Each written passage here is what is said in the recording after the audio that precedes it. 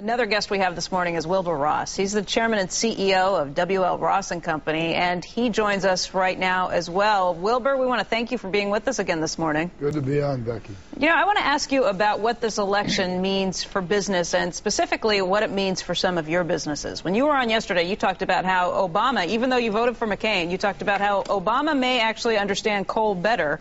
I also start thinking about some of the other industries that you're involved in, everything from steel to auto parts. What does this mean for your businesses, Wilbur? Well, I think Obama will be very good for the auto industry, and I think that's a very important factor. General Motors and Chrysler need something like $10 billion to pay the one-time costs of merging. That's a very cheap investment. There'll be jobs lost at GM and Chrysler as a result of the transaction, but it will protect 781,000 jobs in the suppliers, including ours. That's a huge amount of jobs. If either GM or Chrysler were to fail, probably a good 100,000 jobs would go almost immediately, because virtually all the suppliers are over-leveraged and are losing money due to the decline in car sales. So just stabilizing that would do an awful lot of good for the economy. And that would also be very consistent with the labor union support that he has. UAW has many more workers at the suppliers than they have at the OEs. So there's a very quick, easy thing. He's already indicated that he's favorably disposed toward helping the auto industry. I can't imagine a cheaper way to protect a very, very large number of jobs.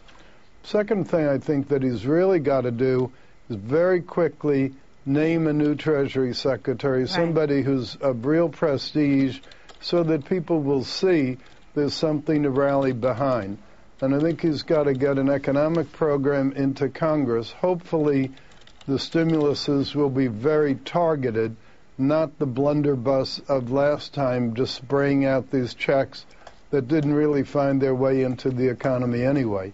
So I think there are a couple of things he can do very, very quickly that don't involve any agony on the part of his fundamental supporters, and yet that would help to stabilize the economy. Well, Wilbur, you bring up a good point, Treasury Secretary. That's something we've been kicking around all morning long. Wilbur, Jack, I'd love to hear from both of you what you think about the names we've been hearing this morning.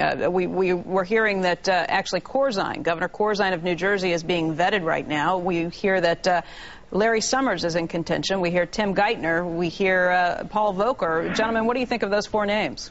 Well, I like three of the four. Which one do you not like? I'm not so keen on Larry Summers. I think that Corzine is an excellent choice for that position. Tim Geithner I had mentioned yesterday, and Paul Volcker I had mentioned yesterday. I think Summers has been campaigning very actively for the job. He must have written 15,000 editorials in one paper or another during the campaign. But I haven't really seen any flash of insight into the actual problems that we have now. It seems fairly academic, fairly doctrinaire. Jack? The others, I think, are much more practical people. Jack, what do you think about those names that have been thrown around? Well, I like them all, frankly, but I think that Geithner, being in the middle of this whole thing right now, and a very cool hand, not at all publicity-driven, a real thoughtful person that everybody I know that's been dealing with highly recommends, seems like would be a very inside straight call. Jack, do you think what happened last night represents an ideological shift in this country, or was this just dissatisfaction with one party going for a change, taking a chance on something new, something that might rebalance in a few years? Some argue that, you know, America may or may not be a center-right country in the next 20, 30 years. Carl, I hate to say this because it probably isn't that popular, but John McCain did a hell of a job doing as well as he did in getting the number of votes he got. Anybody could have won on the Democratic Party last night, I think. Now, that doesn't take a thing away from Barack Obama's great campaign, but with the war that's so unpopular and an economy that's blown up, the chance that the headwinds against a guy running on the man or woman on the Republican Party was incredible. The fact that the Senate and the House didn't even get worse is a tribute to the relentless campaigning of John McCain and Sarah Palin, who fought like hell. Was Palin a force for good? Was she a net gain or a net loss for him? In my opinion, an absolute net gain. And she'll be back. You think she'll be back? I don't know that, but this campaign was flat. There was nothing sparkling in it. She drew fantastic crowds, and he won a lot. I remember the pundits were saying with Bob Barr running in Georgia, he could lose Georgia. He won Georgia by 600,000 votes. And all that stuff was, a lot of that was Sarah Palin. And she energized that base.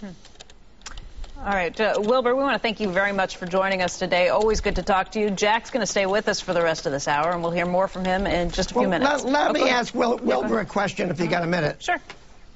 Hey, Wilbur, yes, you're the smartest bankruptcy guy in the world. Why wouldn't a prepackaged bankruptcy be a better deal for the automotive industry than trying to put two wheelchairs together? Good question. Well, it's a very good question, and I think the key to it is what would be the nature of the pre-pack. There's almost no debtor in possession financing available right now, and you would not have the economies of scale of putting the two together. Think about the levels of duplication at the general and administrative level between General Motors and Chrysler. Think about how you have this whole batch of factories on both sides operating at relatively low percentages of capacity. This is a case where consolidation really would make some sense.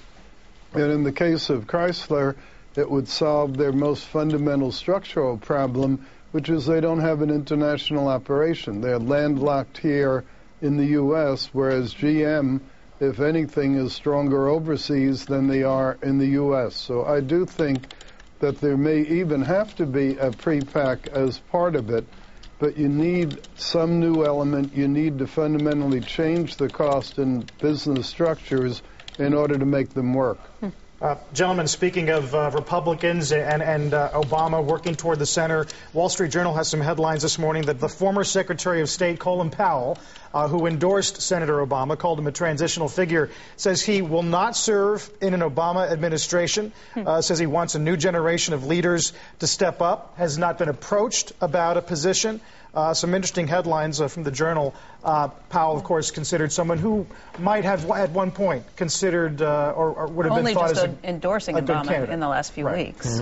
Said he's still a Republican. Yeah. No, he, interesting. It's noble.